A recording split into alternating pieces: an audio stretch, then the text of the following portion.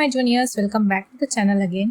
So ನಿಮ್ಗೆಲ್ಲರೂ ಗೊತ್ತಿರೋ ಹಾಗೆ ನಾನು KLS ಗೋಖಲೆ ಇನ್ಸ್ಟಿಟ್ಯೂಟ್ ಆಫ್ ಟೆಕ್ನಾಲಜಿಯಲ್ಲಿ ಓದ್ತಾ ಇದ್ದೇನೆ. ಇದು ಎಲ್ಲಿ ಬರುತ್ತಕ್ಕ ಅಂತ ಕೇಳೋದಂದ್ರೆ, ಸೊ ಯಾವ ಊರಲ್ಲಿ ಇದೆ ಅಕ್ಕ ಅಂತ ಕೇಳೋದಂದ್ರೆ, our college is in Belgaum. Okay, Belgaum ಅಲ್ಲಿ ನಿಯರ್ ಇರೋರಿಗೆ ಗೊತ್ತಿರುತ್ತೆ ಈ ಕಾಲೇಜ್ ಬಗ್ಗೆ.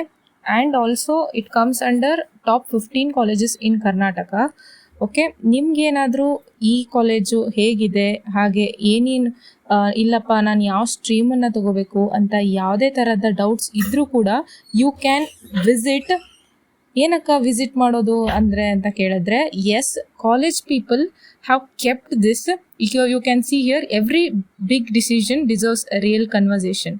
Not sure which stream to choose? Walk in and speak directly with our faculty, who don't just teach these subjects but have spent years living them. Okay?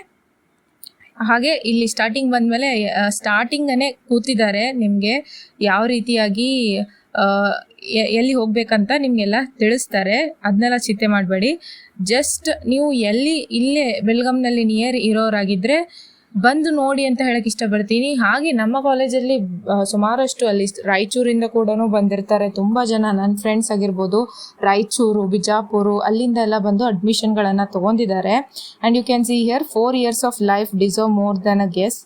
Choose the right stream in one of the biggest decisions you will make, and we want to make sure you make with complete clarity. Come in with your parents, talk directly with our faculty, ask every question, big or small, walk out knowing exactly where you belong.